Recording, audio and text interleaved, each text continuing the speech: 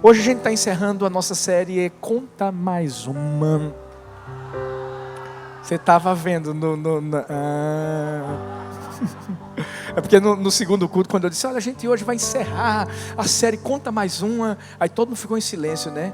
Disse, poxa, gente, podia fazer uma... Eu acho que você estava de olho já. Tem gente que já fica assim, ó, vendo para tudo que vai acontecer, para chegar aqui, né, já sabe o que vai fazer, né? Vocês são espertos, vocês são demais. Mas a verdade é que essa série foi muito boa, né? Venhamos e convenhamos, aprender das parábolas de Jesus, trazer lições para a nossa vida, né? Foi realmente muito boa. Daqui a pouco a gente está entrando no melhor mês da nossa vida. Ainda é abril, mas quando chegar maio... Não, Deus falou uma coisa para mim que eu quero compartilhar já para você. Deus disse que vai fazer as coisas com mais pressa em maio. É só para quem crê. Eu estava orando a Deus e sabe, Deus falou algo tão forte comigo. Deus disse assim, filho, maio eu vou acelerar, vou pisar no acelerador. Tá. Aquilo que você estava esperando vai vir bem mais rápido para você. Mas vai mesmo, vai mesmo. Em maio a gente vai ter o mês da família. A gente vai ter uma série muito boa para a família. E a gente quer continuar investindo. Quer que você valorize esse bem maravilhoso que Deus te deu, que é a sua casa, que é a sua família. Eu quero declarar que se sua família ainda não se entregou a Jesus, vai se entregar. E através de você, através do que Jesus tem feito na sua vida. Creia nisso, né? Mas a gente está encerrando essa série. Já falamos sobre a parábola do semeador, parábola do bom samaritano, parábola da candeia, parábola do rico insensato, parábola da ovelha e da moeda perdida.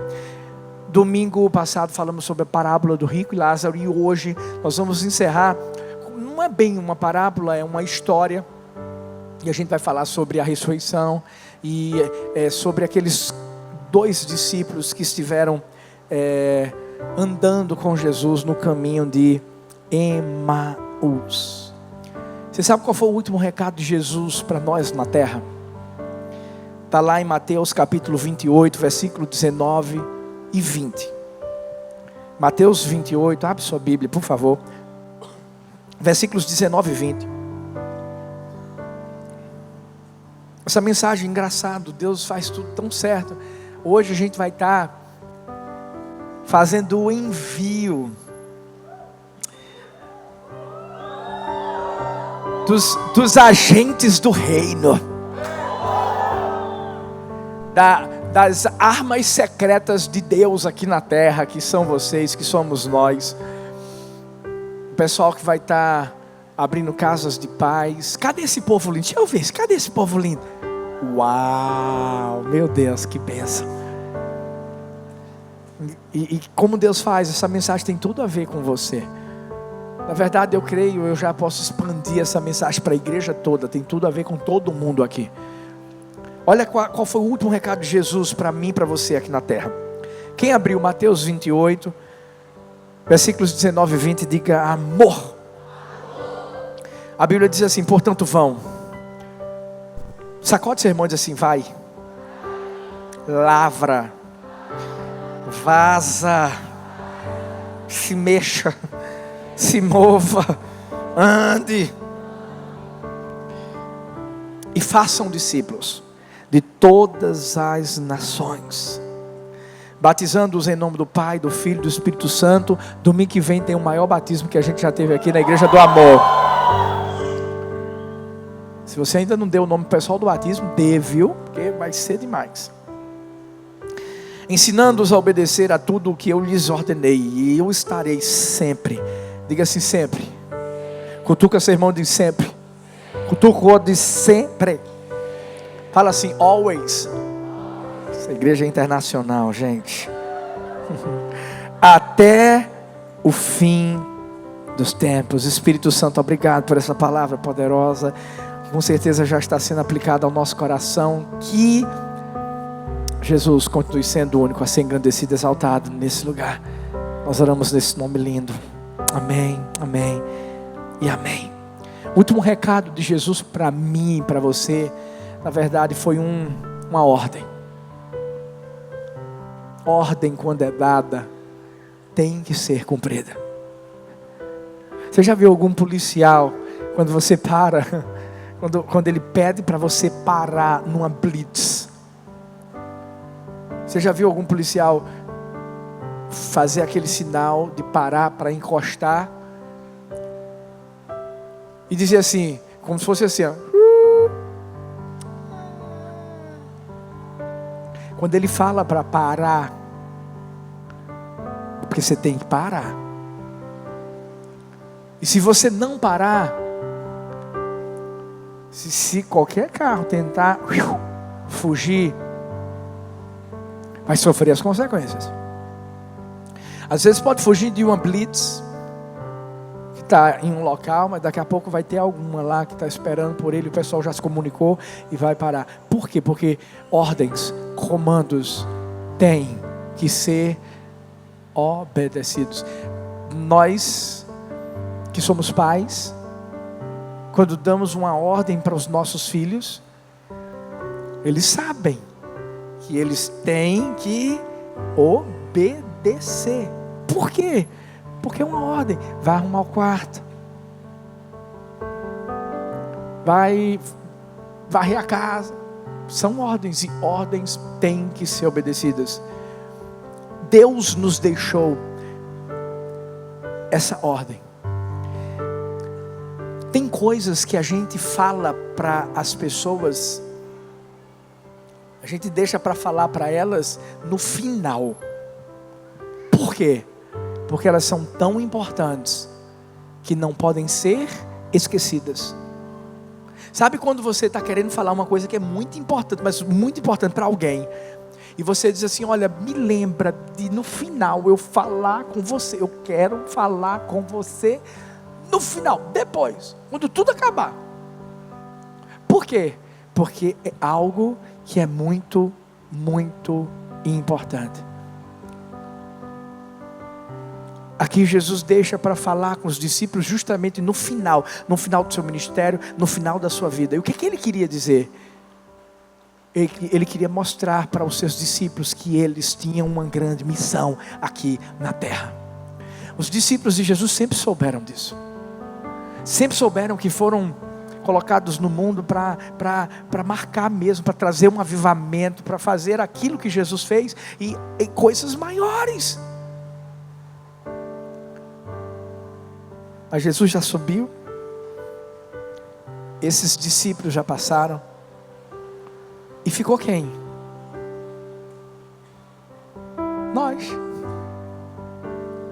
Nós ficamos.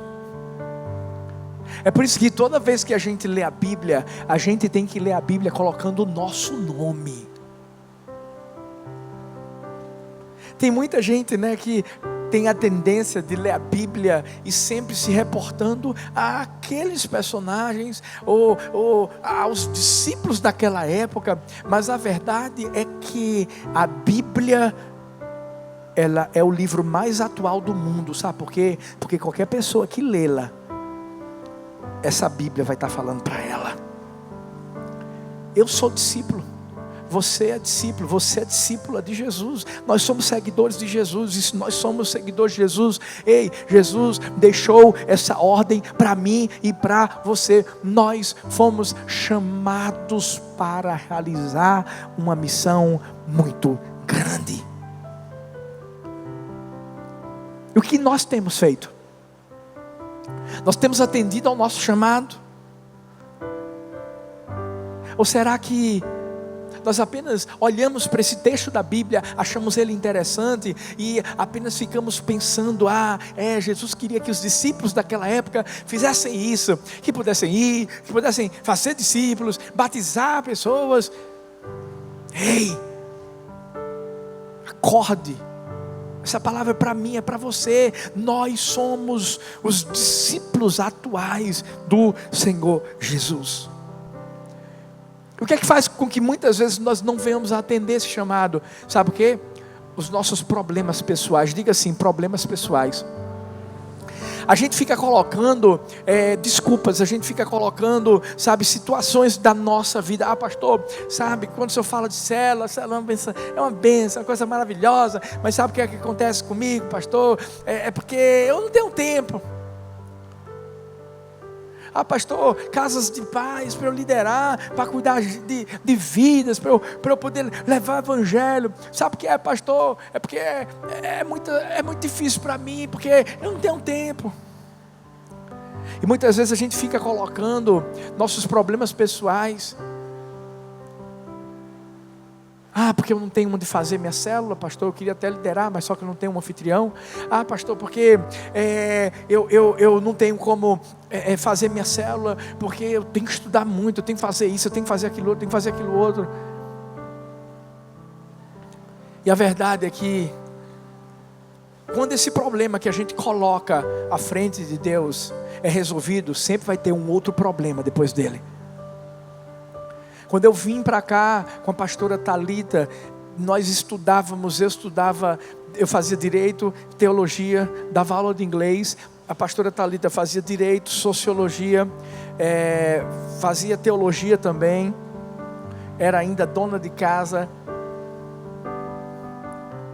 E sabe, a gente nunca colocou os nossos problemas pessoais à frente daquilo que Deus queria que a gente fizesse. Sabe o que é que acontece? Bota a sua mãozinha assim, ó, na frente do seu rosto. Se essa mãozinha aqui simbolizar Deus, você sempre vai estar olhando para Ele. Se você colocar a outra mão atrás assim, ó, bota a outra mão atrás, e essa outra mão de trás simbolizar os problemas, sabe o que é que vai acontecer? Problema todo mundo tem, mas quando a gente está olhando para Deus aqui, ó, esses outros problemas, eles vão vir depois. E você sabe, é por isso que a Bíblia diz: buscai, pois, em primeiro lugar o reino de Deus, a sua justiça, e as demais coisas vos serão acrescentadas. A história de hoje fala muito bem sobre dois homens, discípulos do Senhor, que sabiam que tinham um chamado da parte de Deus, mas eles permitiram que seus problemas pessoais ficassem à frente do chamado. A Bíblia diz que lá em Lucas 24, depois abre sua Bíblia, deixa aberto, porque a gente vai estar falando um pouquinho sobre essa história e vamos ler alguns versículos. A Bíblia diz que dois homens que eram discípulos do Senhor, a Bíblia diz que o nome era Cleopas, o outro não fala do nome dele, diz que eles estavam entristecidos, tristes. Por quê? Porque Jesus tinha morrido. Mas Jesus, ele tinha morrido, mas ele já tinha ressuscitado.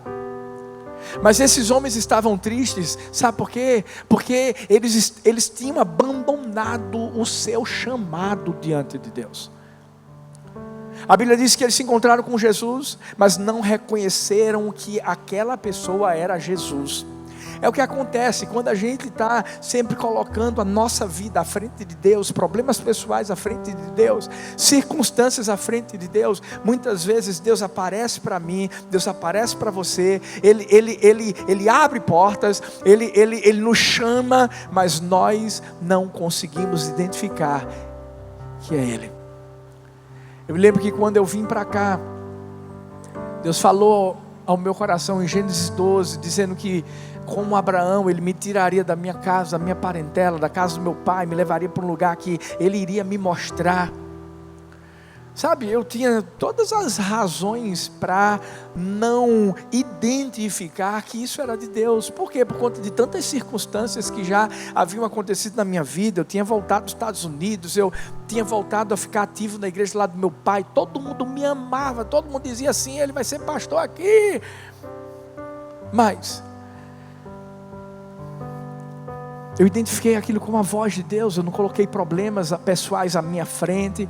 E 2 meses depois aconteceu, e já são 15 anos que Deus tem permitido que eu e a pastora Thalita estivéssemos aqui.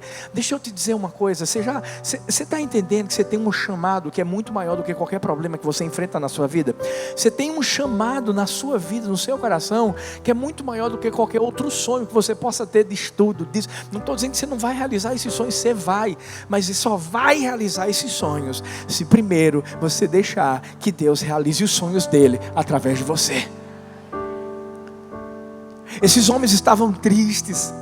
Jesus apareceu e Jesus pergunta: por que vocês estão tristes? Eles dizem: você não sabe não? Você não está ouvindo nada falando sobre Jesus, Jerusalém? Você não sabe que Jesus morreu? E o pior é que ele disse que iria ressuscitar. Já passaram 3 dias e não aconteceu nada, apesar de que eles disseram, sabe, as mulheres que seguiam Jesus e nós a conhecíamos, elas disseram que se encontraram com ele. Outros discípulos também disseram que se encontraram com ele, mas nós não vimos. E Jesus estava na frente dele. Só tem um que tenta cegar a mim e a você do chamado que nós temos diante de Deus, é o diabo. Por isso que a Bíblia diz que o diabo, ele cega o entendimento dos incrédulos. Olha que interessante, a estrada pela qual Jesus e os discípulos estavam andando se chamava Emaús. Diga assim: Emaús. Essa estrada era a estrada da incredulidade, essa estrada era a estrada da dúvida, das incertezas, a estrada dos questionamentos, a estrada das interrogações. Eles na verdade estavam se questionando: será que nós fomos mesmo chamados? Será que nós fomos mesmo enviados por Deus para fazermos a vontade dEle? E Jesus em todo o tempo trazia a palavra de Deus. Jesus é como se ele estivesse resumindo para aqueles homens tudo aquilo que ele já tinha falado antes com os seus discípulos. Eu vou morrer, mas eu vou ressuscitar, depois vocês vão ter que ser enviados para fazer aquilo que eu fazia, porque eu vou para o Pai. Mas eles não conseguiam entender nada, eles não conseguiam enxergar nada. Por quê? Porque eles estavam tão preocupados com os problemas pessoais.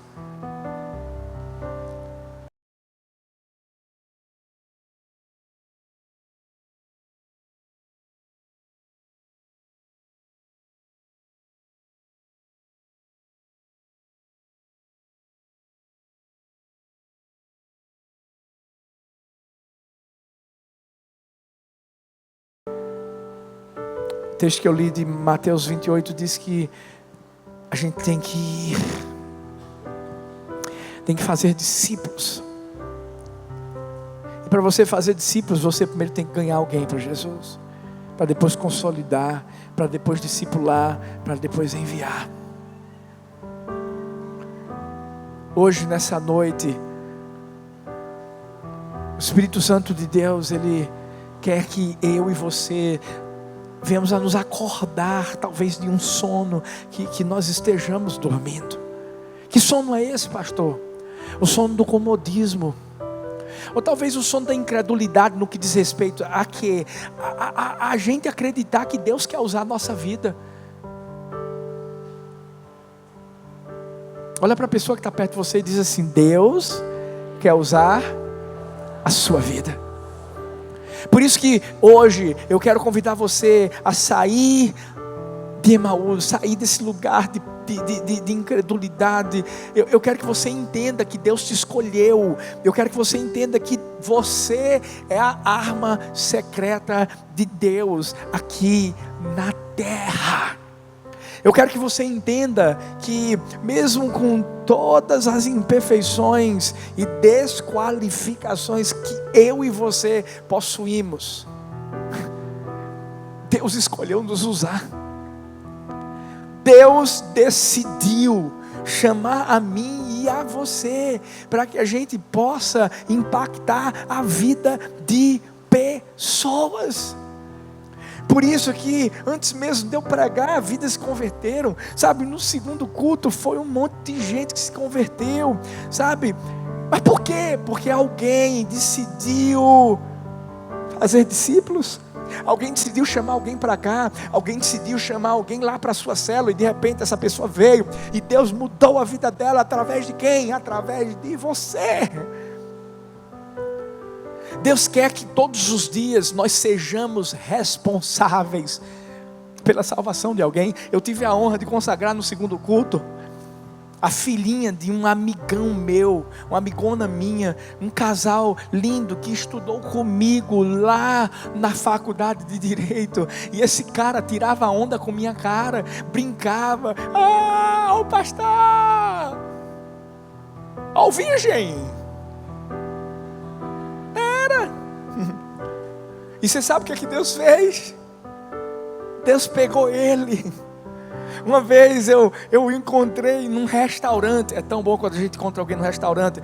Eu encontrei num restaurante e a gente começou a comer, conversar. E de repente esse cara estava quebrantado, estava vivendo uma situação tão difícil na sua vida. E daqui a pouco a gente começou a conversar. E ele começou a se interessar pela conversa. E ele disse: eu vou lá na sua igreja. E aí ele começou a vir na igreja quando era pequenininha, lá naquele templo pequenininho que a gente tinha antes. Sabe o que é que Deus fez? Deus salvou ele. Eu fiz o casamento dele. Eu consagrei hoje a filha dele. E por um bom tempo ele continuou firme. Ele estava frequentando uma igreja que era mais perto da casa dele. E de repente agora, foi nesse mês ainda, ele chegou para mim e disse assim: meu pastor, ele sempre me chamava de meu pastor, disse assim: agora eu quero que você seja de verdade o meu pastor. Eu oficialmente estou aqui para dizer que eu sou da igreja do amor. Pode aplaudir bem forte. Eu amo muito. Ele vai assistir essa mensagem, Danilo, a Carla, a Rebequinha. Deixa eu falar uma coisa para você. Meu Deus, não tem nada melhor do que isso. Não tem. Você tem que sair de Emaús e você tem que se preparar para ir para o mundo, cumprir a sua missão. É por isso que tem aí, ó, esse povo lindo que daqui a pouco a gente vai enviar com tudo. São flechas que vão acertar o alvo. Pá! Eu creio que é isso que Deus quer fazer.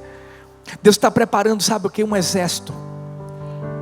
Um exército que acredita no que Deus quer fazer nos dias atuais. Estamos no tempo da grande colheita. Escuta, para sair de Emaús, para sair da terra do comodismo, das incertezas, como aqueles discípulos estavam. Lembra que Jesus falava com eles e eles nada. Primeiro, desfruta o privilégio da companhia de Jesus. Ei, saiba que Jesus está com você. Ei, é Jesus que está indo à sua frente. Versículos 15 e 16 diz: enquanto conversavam, discutiam, próprio Jesus se aproximou, começou a caminhar com eles, mas os olhos deles foram impedidos de reconhecê-lo.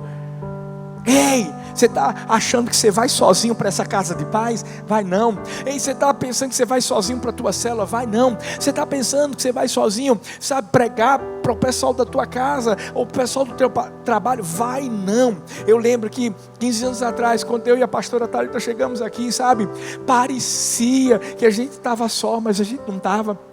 Sabe, eu sei que Deus estava indo à frente, Deus estava endireitando caminhos tortuosos, Deus estava abrindo os caminhos para a gente, Deus estava trazendo as pessoas certas para nos ajudar, líderes que muitos deles ainda estão aqui com a gente hoje, fiéis, estão servindo com alegria.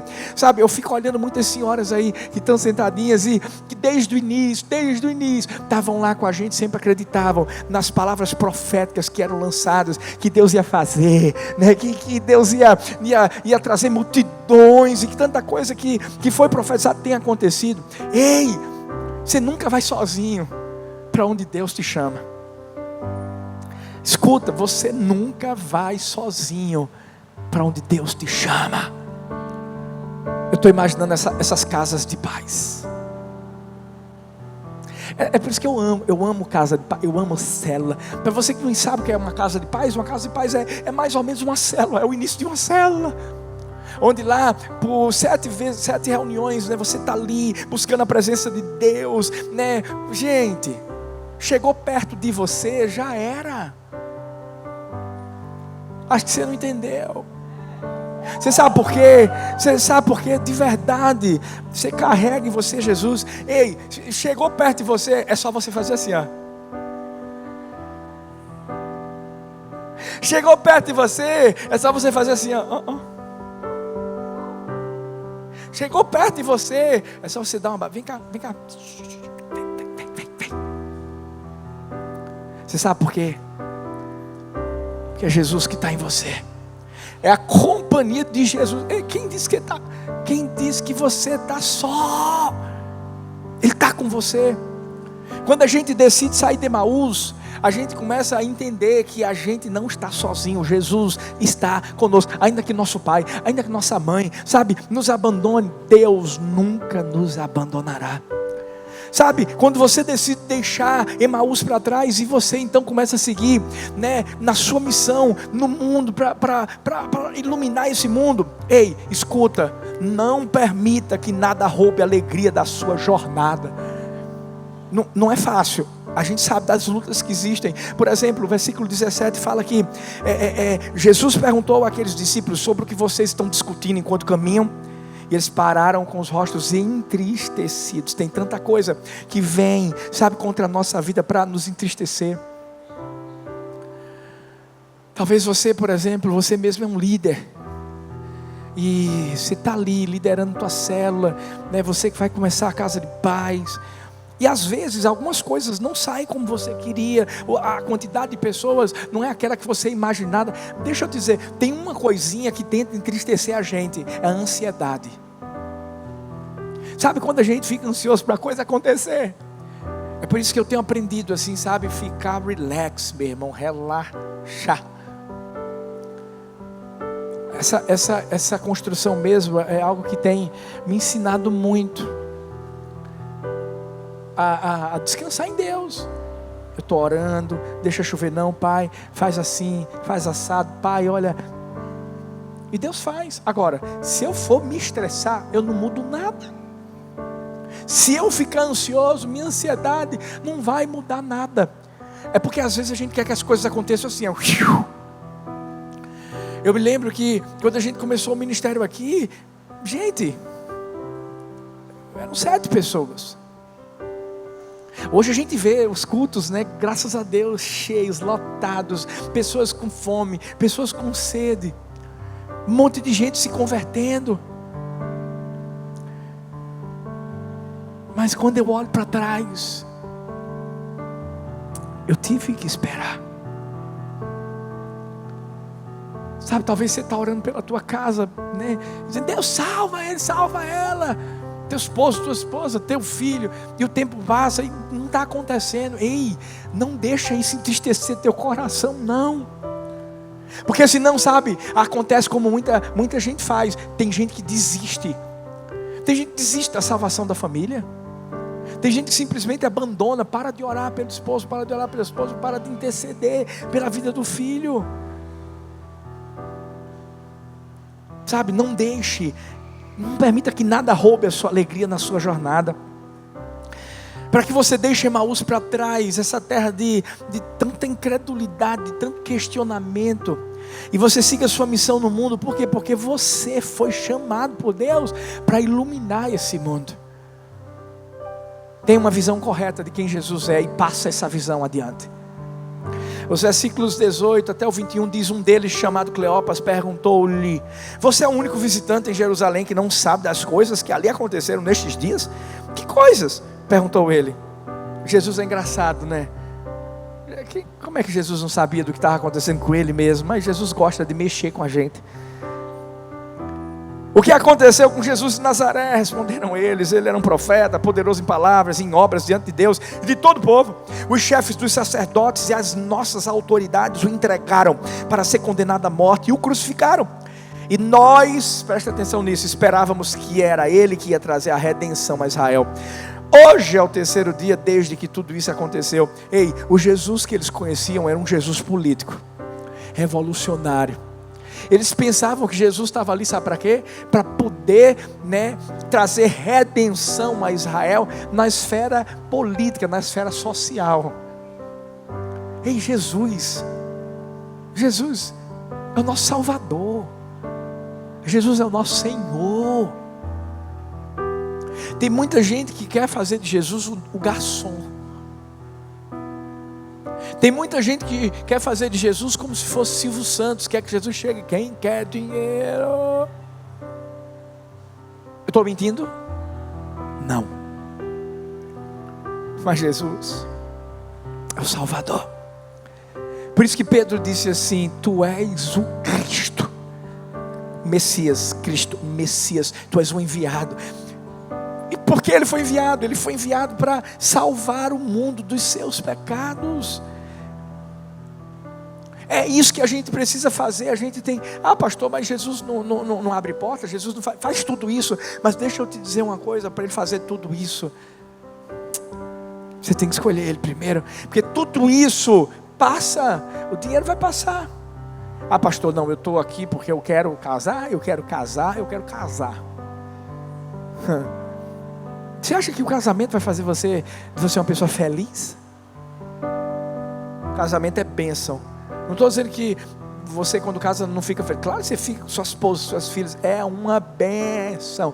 Casar é bom demais. E os solteiros ficam só sonhando. Vai chegar a sua hora.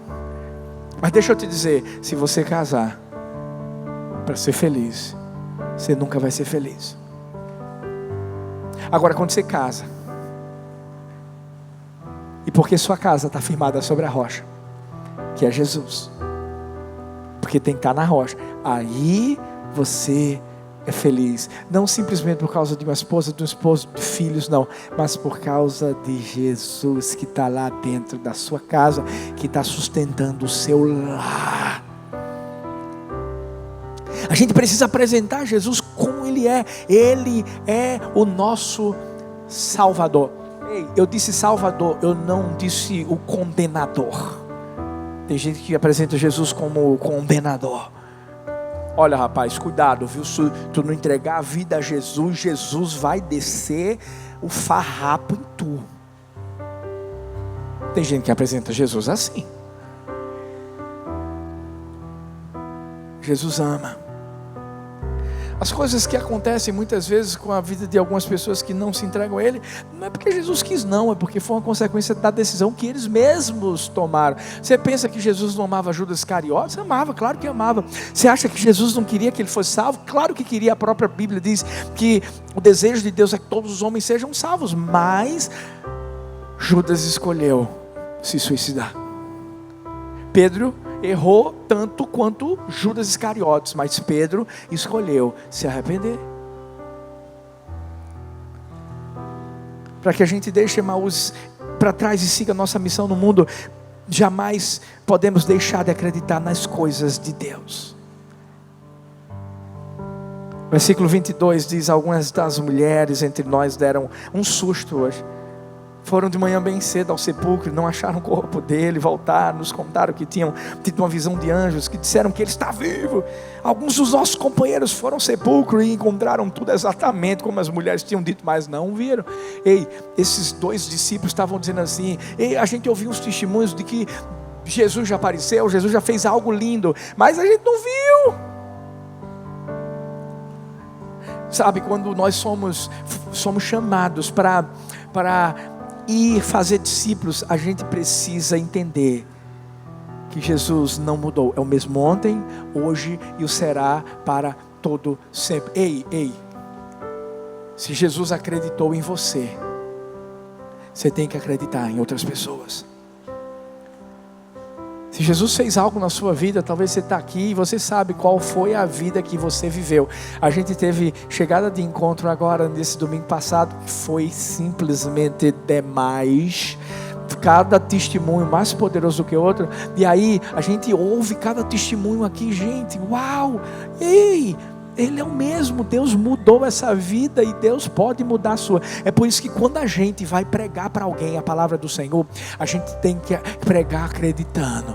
Ei, se Ele fez na minha, vai fazer na dela, vai fazer na dele. Lembra de Paulo? Oxe, se pegou Paulo que era o que era, gente. Deus mudou a vida dele, por que não pode mudar a vida de uma outra pessoa que a gente conhece? E o engraçado é que parece que é um imã. Deus sempre traz a gente pessoas que viveram aquilo que a gente viveu. Estão me entendendo? É assim. A pessoa viveu na macumba, no candomblé. De repente, quem é que vai para perto de você? Esse povo do candomblé, da macumba, querendo se entregar a Jesus para você. É ou não é?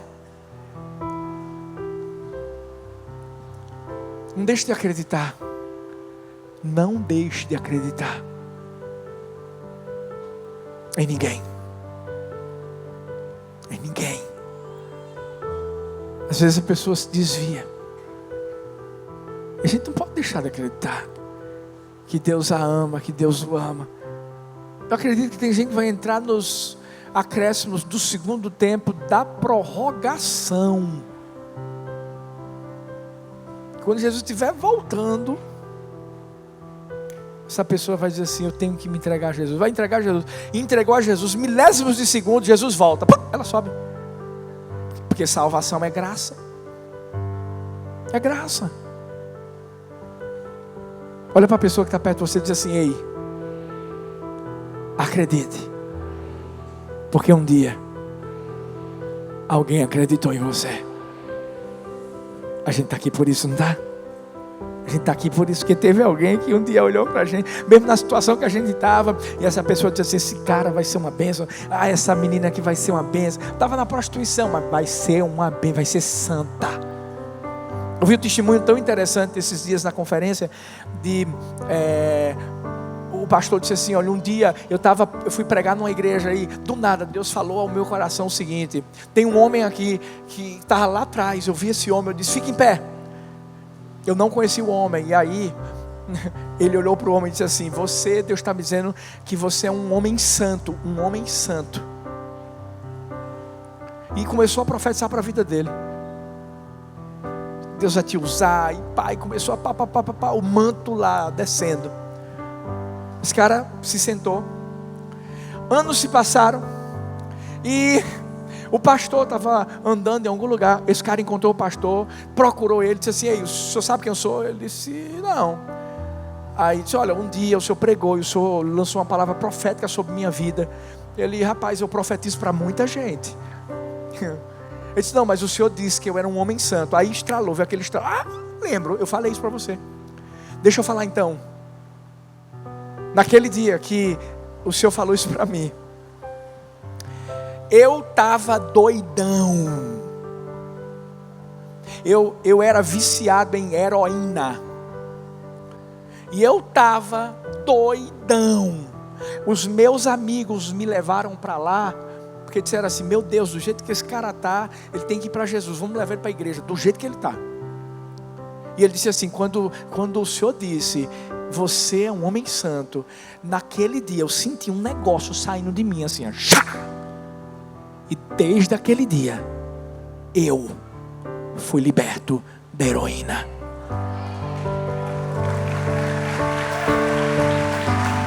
Eu estou falando de um testemunho verdadeiro.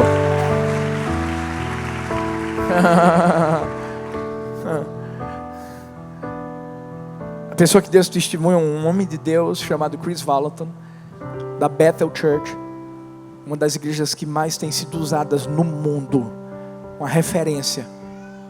Deus tem feito coisas enormes, grandes. Ei, acredite, jamais deixe de acreditar nas coisas de Deus. Se prepara, porque o próximo testemunho vai ser da pessoa que vai viver uma vida como você vivia antes, e você vai ajudá-la a se encontrar com Jesus. Eu creio nisso. Em último lugar, para que você deixe Emaús para trás e siga sua missão no mundo, convida Jesus para ficar com você para sempre. Diga assim: para sempre. Versículo 29 diz: mas eles insistiram muito com ele: fique conosco, pois a noite já vem, o dia já está quase findando. Então ele entrou para ficar com eles. Esse momento é um momento especial para eles, porque eles ainda não reconheciam que era Jesus, mas algo já começava a arder dentro do coração deles. Uau, que é isso, que é isso? E a Bíblia diz que Jesus partiu o pão. Quando partiu o pão, eles viram que era Jesus. E nesse instante, Jesus sumiu. Mas a verdade é que Jesus não some, ele permanece, ele fica aqui dentro de mim, dentro de você. A gente sempre vai fazer as coisas com ele. A Bíblia diz assim: sem mim nada podeis fazer. É verdade. E é por isso que ele está sempre aqui, ó. Tudo que Deus faz através de nós é porque ele está em nós. Quando Deus permite que você ganhe alguém para Jesus, é porque ele está em você. Quando você impacta a vida de alguém, é porque ele, Jesus, está em você. Convida. Eu quero dizer uma coisa para você de uma forma especial, você que vai estar abrindo sua casa de paz agora. Jesus vai estar sempre com você, capacitando sua vida. Sabe, essa casa de paz que vai começar, vai se tornar uma célula, porque você vai acreditar na pessoa, nas pessoas que vão estar lá, e de repente essas pessoas que vão estar lá, elas vão ter o testemunho delas. Por quê? Porque você usou a vida delas. Deus usou você, e essas pessoas foram impactadas através do seu testemunho. E daqui a pouco, vê que coisa linda, essa pessoa, na verdade, vai começar a casa de paz dela, aí daqui a pouco se torna uma célula, e aí daqui a pouco esse fluxo continua. O que eu quero dizer a você é o seguinte: ei, o ciclo não para. Essa mensagem aqui é o seguinte, vamos lá. Deus Pai um dia falou para Deus Filho, para Jesus: vai, eu vou te enviar. Jesus obedeceu, veio para a terra, e Jesus pegou os seus discípulos e disse: ei, agora vai, façam o que eu fiz, façam coisas maiores. E aí Jesus subiu, deixou o Espírito Santo, os discípulos fizeram discípulos de todas as nações, e disse assim: vão. E aí daqui a pouco, aqueles discípulos de todas as nações fizeram outros discípulos, e disseram: agora vão. E eles fizeram discípulos, que fizeram discípulos, que fizeram discípulos, até que chegou a mim e a você. A gente é discípulo de alguém. Um dia alguém que foi alcançado, um dia meu pai me ganhou para Jesus, me ensinou no caminho de Jesus. Mas alguém ganhou ele para Jesus lá atrás. E aquela pessoa que ganhou meu pai para Jesus, ei, foi ganha por uma outra pessoa, que foi ganha por outra pessoa, que foi ganha por outra pessoa. É o ciclo. Eu estou doido para sair desse lugar. Meu Deus. Você sabe por quê? Eu estou sonhando em ver mais de 2.000 e poucos lugares. O dobro do que a gente tem aqui. Mais do que o dobro. Eu estou sonhando em ver esses lugares lotados, ocupados. Eu estou sonhando em ouvir agora testemunhos de pessoas que, por exemplo, eu tive a honra de conhecer gente aqui que disse: e aí, como é que você chegou aqui? Rapaz, eu passei por aqui, pastor, e vi. Uau, ei, filhão. Agora eu fico imaginando como é que vai ser lá.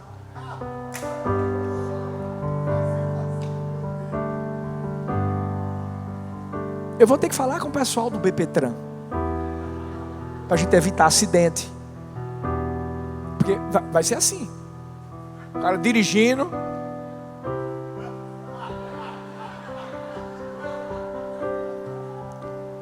Vai gritar: vi um anjo ali, ó.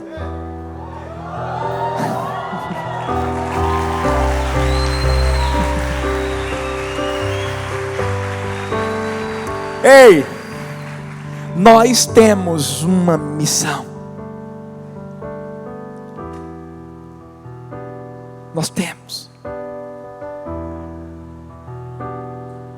temos um lema aqui nessa igreja. A gente não sai desse lema, não. Temos uma missão e não vamos fugir dela.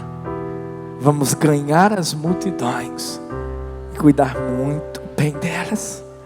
Amamos a nossa igreja e ela é do Senhor. De Paulista para o mundo. Muito prazer. Somos a família do amor. Aplauda bem forte. Nós não estamos mais em Emaús. Nós já estamos indo em direção ao mundo. E se isso é realidade na sua vida, fique em pé no seu lugar.